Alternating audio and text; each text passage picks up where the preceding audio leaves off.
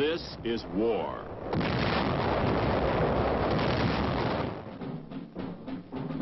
War and its masses. War and its men.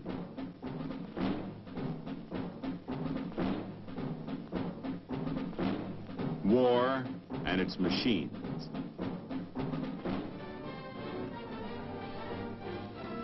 Together they form the big picture.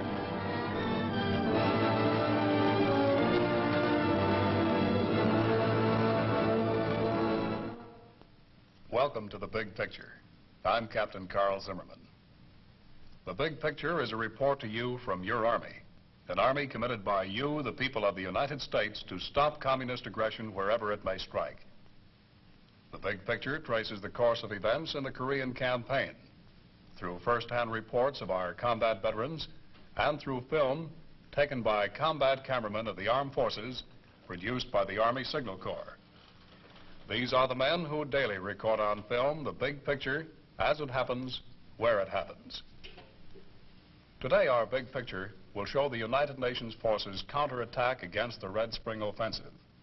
You'll see our troops advance in spite of the spring mud and rain, with support from our air, artillery, and naval forces. And later, you'll meet two veterans of the Korean fighting, Chaplain Joseph Murphy and Captain John Rock, who saw, as it happened, a part of the big picture. Now, let's go back to May 20th, 1951. By 20 May, the second phase of the Red Spring Offensive has been thrown back along the entire front, with the last gap closed on the eastern front near Hangui by 24 May. The UN counterattack is launched immediately, driving the communists in full retreat. By the beginning of June, the pursuit, spearheaded by armored columns, has carried the Allies across the 38th parallel into North Korea, where the enemy braces and halts their retreat, forming a defense triangle anchored at Chorwon, Kumhwa, and Pyongyang. By 15 June, UN forces crack the heavy red defenses in their so-called Iron Triangle, taking Kumhwa and Chorwon and advancing north to Pyongyang. During the week 13 to 20 June, the communist air power becomes more aggressive, but suffers heavy losses to the UN air arm. During this period, the line undergoes minor changes as the ground phase subsides to patrol action and sporadic encounters.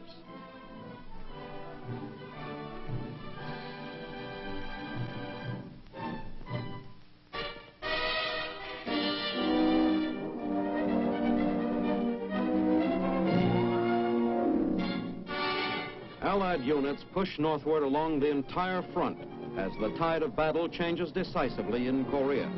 A tank infantry force takes up the pursuit of the exhausted Reds, who bogged down in the second stage of their unsuccessful spring drive. The enemy, who has suffered huge losses in men and materiel, is retreating toward North Korean mountain strongholds. Withdrawing along a front of more than 100 miles, Red units find themselves under constant attack from the well-organized UN troops. Enemy lines of supply and communication are placed under continuous aerial and artillery bombardment. Here, the infantrymen prepare to blast the Reds from still another hilltop with coordinated fire and high explosive shells.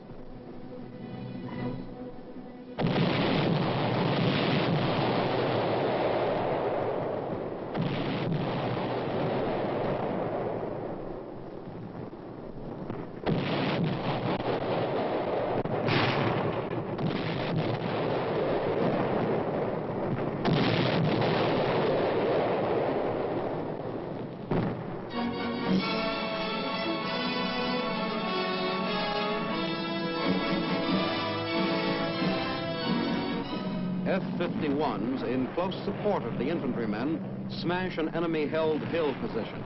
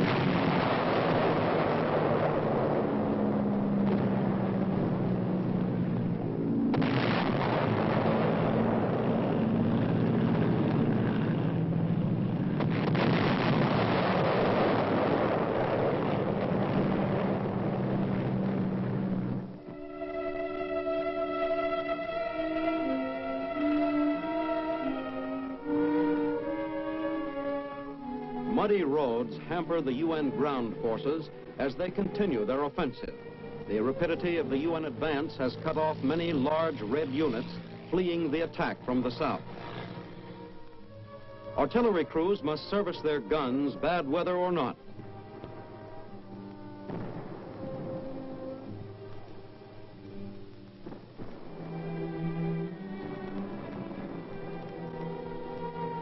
This unit, temporarily isolated from its supplies by a washed-out bridge, waits patiently while ammo is in the process of being delivered to its frontline position.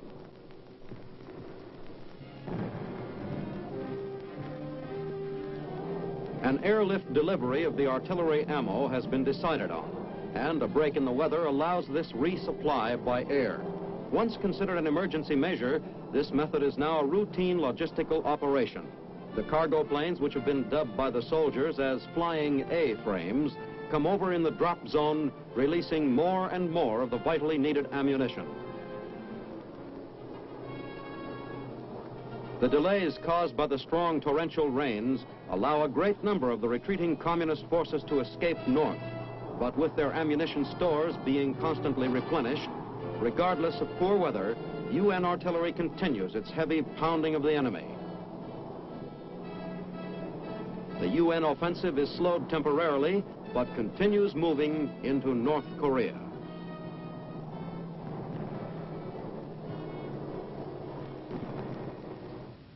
Up to now on our Big Picture program, we have told you how our soldiers are the best equipped and the best trained. Now we'd like to tell you how that soldier becomes the best informed. With me is Captain John Rock, who is a company commander with the 1st Cavalry Division in Korea, and is now at the Office Chief of Information Department of the Army in Washington. Well, John, tell us about this INE program. How does it fit into the big picture? Carl, the Information and Education Program of the Army has as its objective to make our soldier the best informed soldier in the world and to raise the educational standards of the Army. Now, actually, we have 2 programs here, the Information and Education. That is true. Tell us how the soldier becomes the best informed. Well, in Korea, which is the topic we're most interested in at the present time, Carl, the soldier has the Army's information radio service, which brings him news not only of what is going on in Korea, but what is going on all over the world.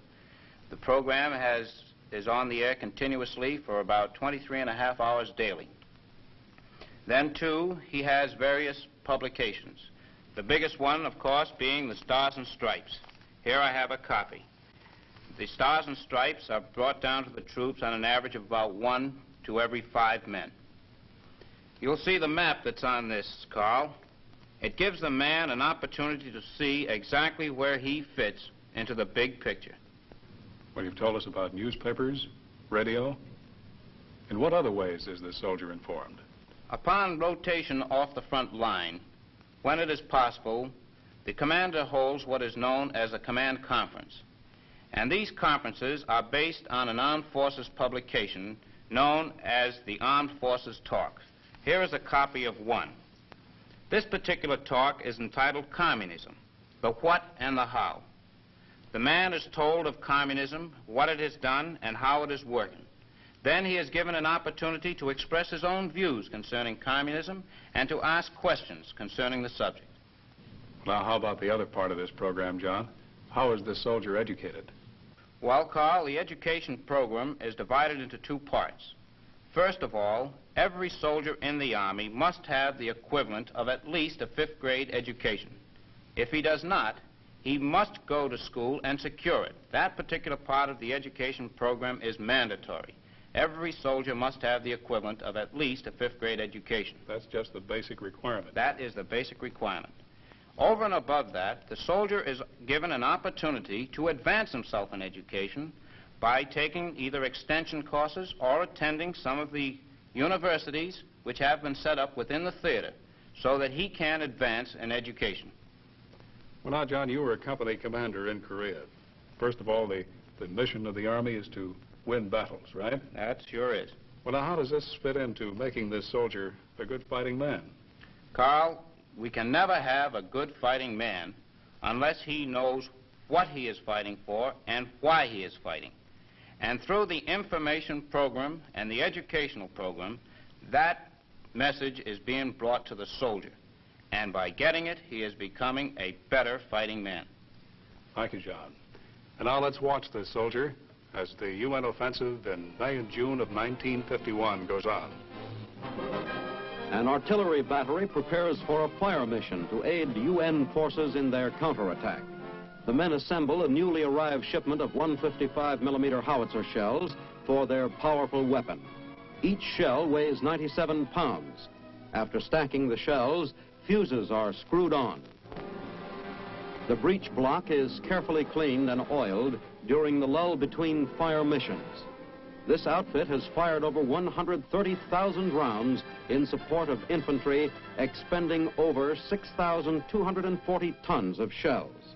Here, the artillerymen adjust the equilibrator springs to balance the muzzle.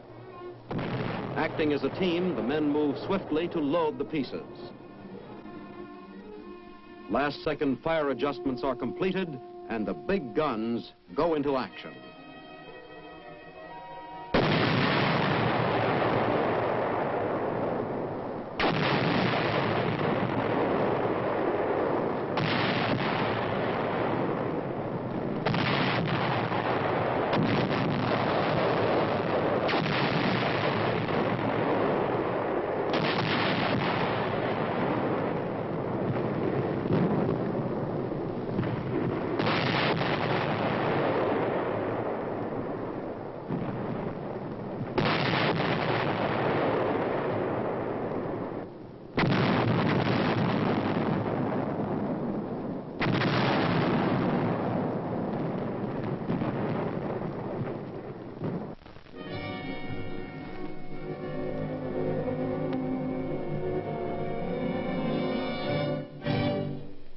As Allied units move northward, strong emplaced positions are constructed to fend off any Red counterattacks.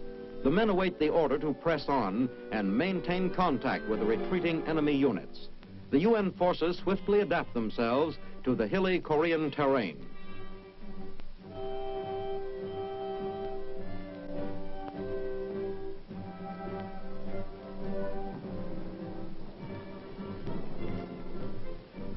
Infantrymen conceal themselves with automatic weapons in the deeply emplaced bunkers. A 75mm recoilless rifle is put to a thorough cleaning.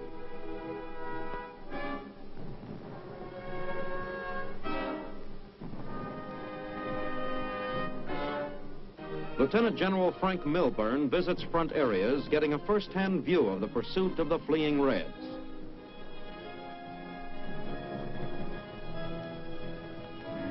The men jump off, continuing their part of the Allied counterattack. UN infantrymen, well armed and well supplied, are capturing large hauls of enemy prisoners for the first time in the Korean War. During this period, enemy prisoners number 10,000, more than 3 times as many as have surrendered since Red China's intervention. The enemy gives up rapidly the terrain it cost him so much to capture.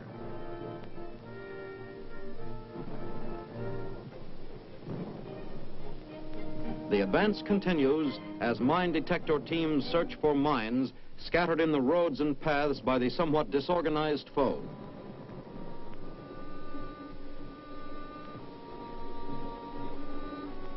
Out of curiosity, one soldier glances at a Red surrender pamphlet purporting to contain pleas of captured UN soldiers.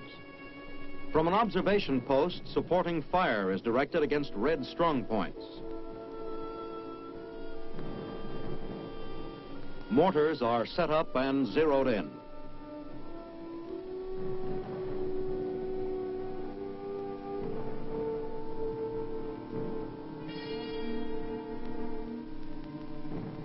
The troops strike another heavy blow against the retreating enemy.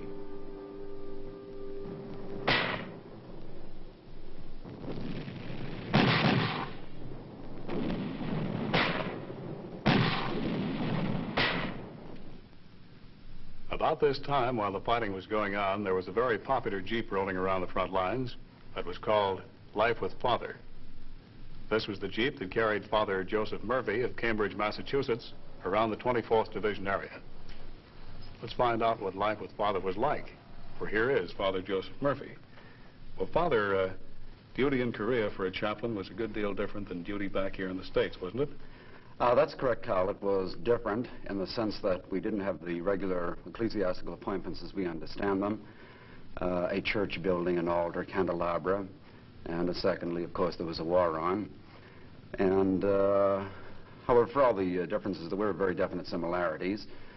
Similarities in the sense that we were fundamentally doing the same type work, caring for the religious and the moral welfare of the men. Again, back to the differences for all that there were, we did try to utilize whatever was available in order to make the men feel more at home in their religious worship. To give you a couple of illustrations, I recall at one time we had a nail drop, and the men salvaged a red nylon parachute for me. We patched it together, and then we used to spread that over the hood of the Jeep when celebrating Mass.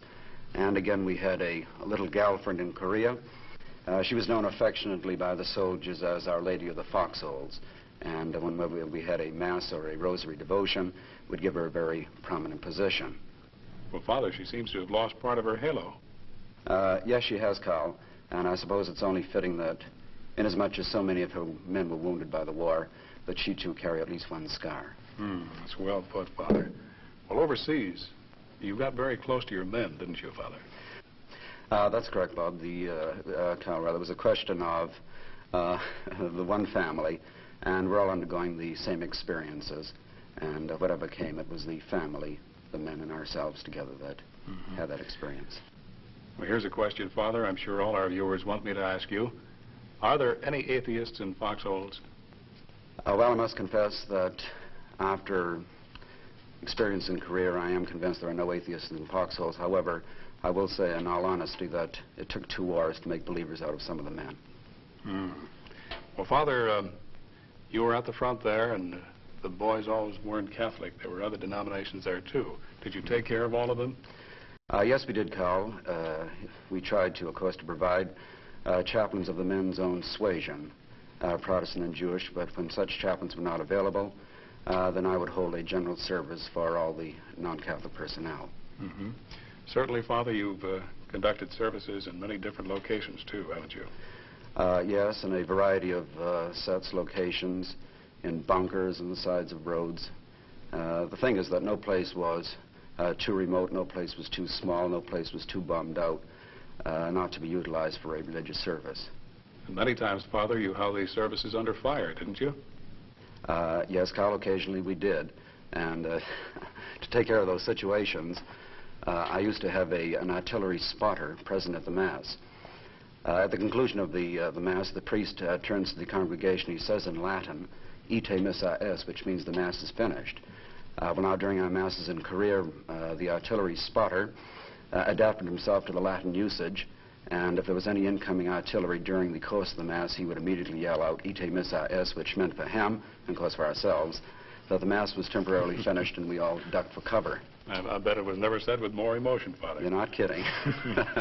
Well, about this soldier again, you said you got very close to him. What did you think of him, Father? The word for the American soldier is admirable, and I think, frankly, we should put it in the superlative and say most admirable.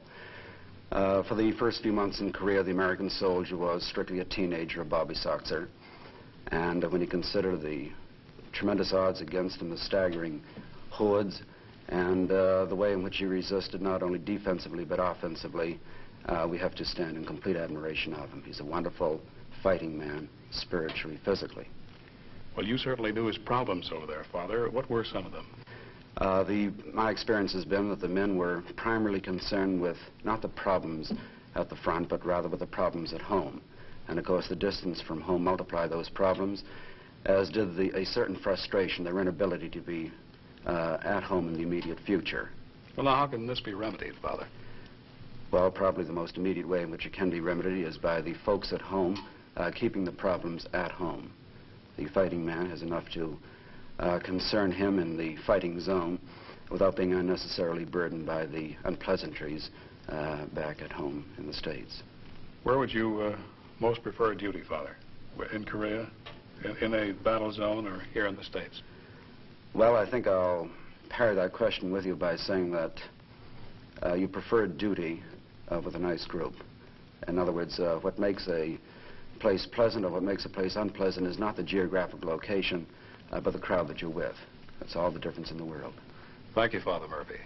Now let's go back and see the fighting as of May and June of 1951 in Korea. An air-ground liaison team directs an F-51 strike as the Allies continue to move forward.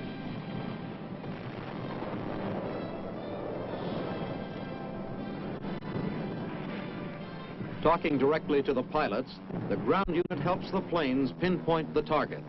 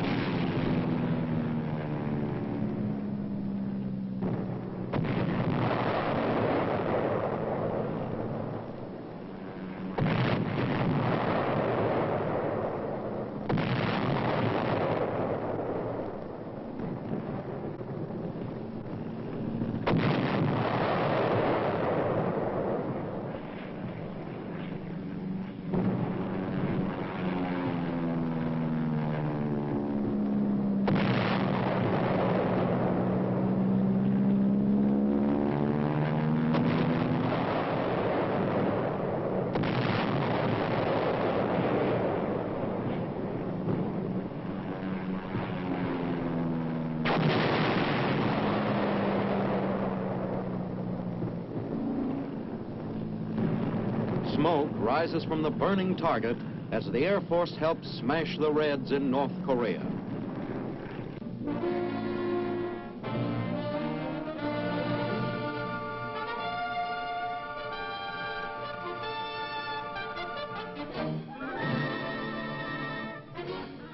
As the UN attack continues, Allied troops open fire with machine guns on an enemy-held area. The fire is directed against a small house that harbors the enemy.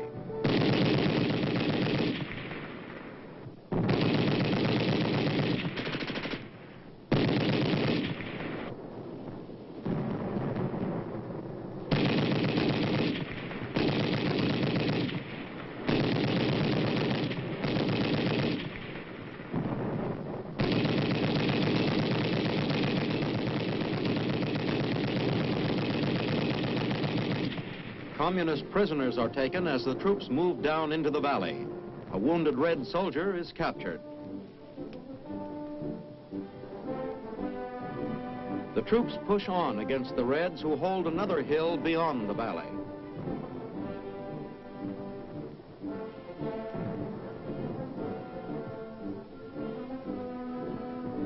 A powerful hail of steel is thrown into the enemy hill positions by quadruple-mounted 50-caliber machine guns.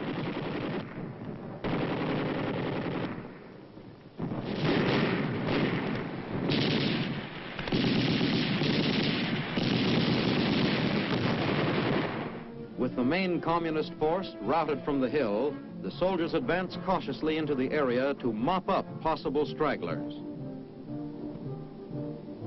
The men pause in their pursuit to have hot chow brought up to them in Marmite cans. The attack continues as the troops drive the last of the Red force out of the area.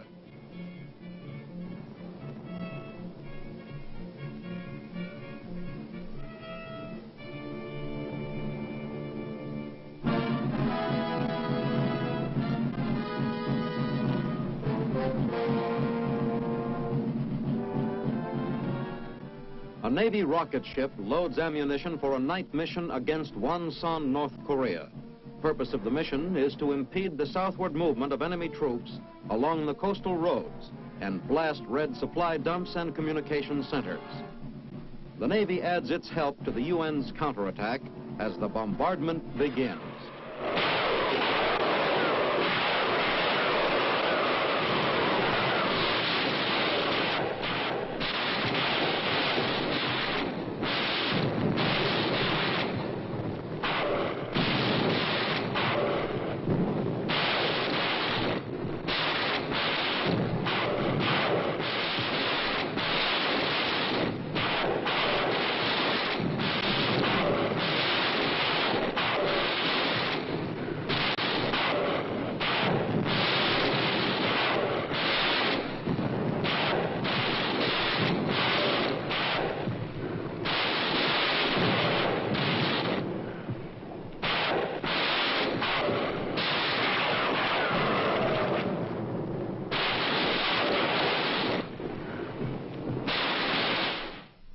Those were the events that comprised the big picture from May 20th to June 20th, 1951. You heard about the mental and spiritual well-being of our troops through the words of our two guests. You heard about life with Father Joseph Murphy. And you heard about the Army's information and education program through Captain John Rock. Our thanks to Chaplain Murphy and Captain Rock for being with us. Now, next week, our big picture will show the beginning of the Korean truce talks. You'll see our truce negotiators in the early meetings at Kaesong. And of course, you'll hear from two combat veterans who saw action with the 8th Army in Korea.